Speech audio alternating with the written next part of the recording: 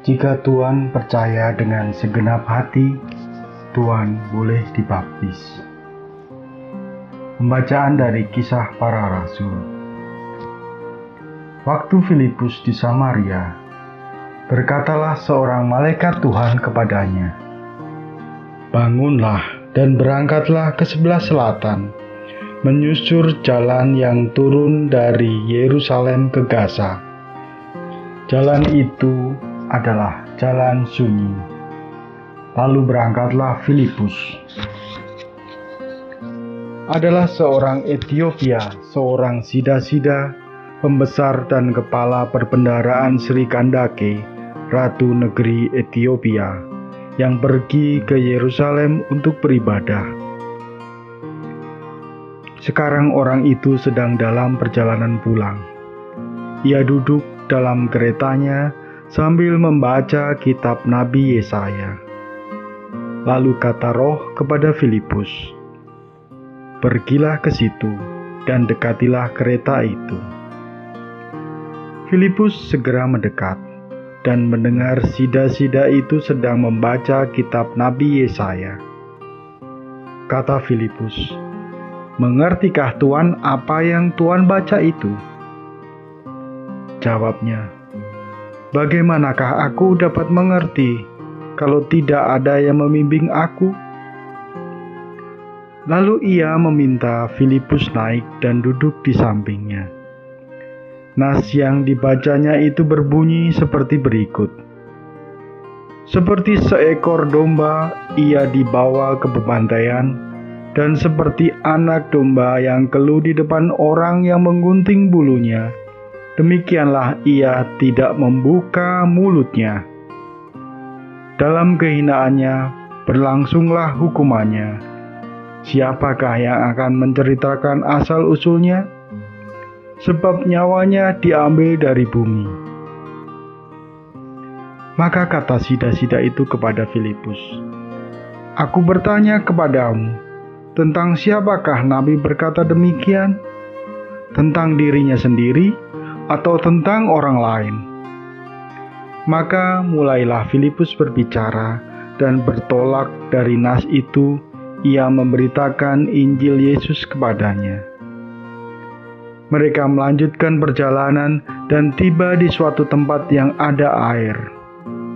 Lalu kata sida-sida itu, "Lihat, di situ ada air. Apakah halangannya jika aku dibaptis?" Saud Filipus, "Jika Tuan percaya dengan segenap hati, boleh." Jawabnya, "Aku percaya bahwa Yesus Kristus adalah Anak Allah."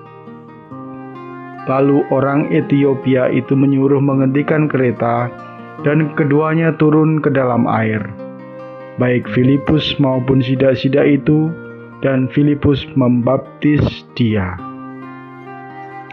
Dan setelah mereka keluar dari air, Roh Tuhan tiba-tiba melarikan Filipus, dan sida-sida itu tidak melihatnya lagi. Ia meneruskan perjalanannya dengan sukacita, tetapi ternyata Filipus ada di Asdod. Ia menjelajah daerah itu dan memberitakan Injil di semua kota sampai ia tiba di Kaisarea. Demikianlah sabda Tuhan. Syukur kepada Allah. Inilah Injil Yesus Kristus menurut Yohanes.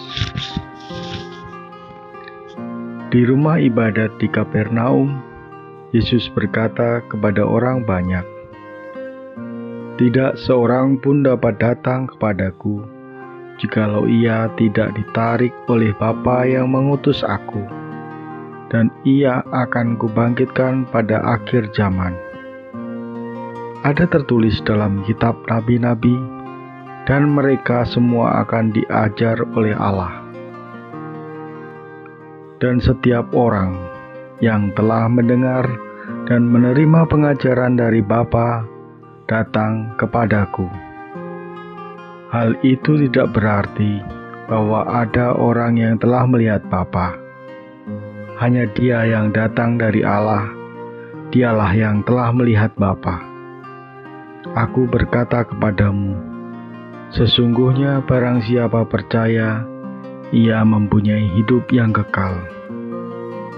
Akulah roti hidup.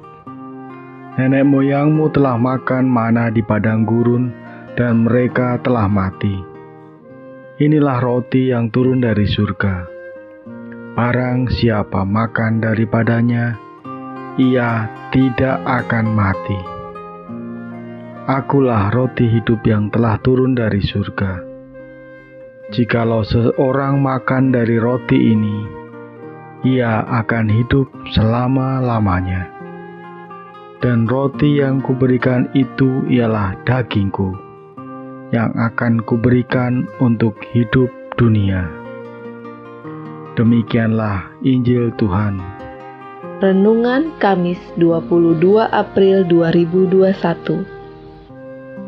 Apa arti sebenarnya ketika kita menyambut Yesus adalah roti hidup? Untuk kita orang Indonesia, roti memang bukan makanan utama. Roti sering dijadikan sebagai makanan ringan. Namun tidak demikian bagi orang-orang Yahudi. Roti adalah makanan pokok mereka. Karena itu, jika Yesus menyebut dirinya sebagai roti hidup, itu artinya Dia menyatakan diri sebagai sumber utama kehidupan seorang yang mengimani Allah. Orang yang mengimani Allah tetapi tidak menjalin kesatuan di dalam Yesus, belumlah sempurna. Memang semua orang diselamatkan oleh Allah, sebab Allah tidak menyangkal cintanya sendiri. Justru itulah Dia menghendaki agar semua orang mengalami kebersamaan, mengalami kesatuan dalam Yesus, sebab Yesus adalah Allah yang menjadi manusia. Yesus sendiri berkata bahwa keselamatan atau hidup kekal itu adalah ketika manusia menerima dan menyatukan diri di dalam Dia. Sebagai roti kehidupan, kita perlu sungguh-sungguh mengunyahnya, bukan sekedar mencicipi dan bukan pula ditelan mentah-mentah. Kita butuh mengunyahnya sedemikian rupa agar roti kehidupan itu sungguh dapat dicerna di dalam kehidupan kita. Sekalipun Yesus sungguh luar biasa bagi kita, tapi kalau cara kita menyambutnya hanya asal-asalan, maka tidak mengherankan jika kita bertumbuh hanya biasa-biasa saja. Marilah kita sungguh-sungguh mencercap seluruh misteri hidup Yesus. Ekaristi adalah peristiwa sakramental kehadiran Yesus. Di dalam Ekaristi, kita menyambut Yesus dalam rupa roti. Persatuan kita dengannya harus berdampak dalam keseharian, sehingga bukan kita lagi yang hidup, melainkan Yesuslah yang hidup dalam diri kita. Ya Allah, kami bersyukur atas persatuan dengan Yesus di dalam Ekaristi. Semoga kami semakin ekaristis dan kemuliaan-Mu semakin terlihat dalam hidup kami. Amin.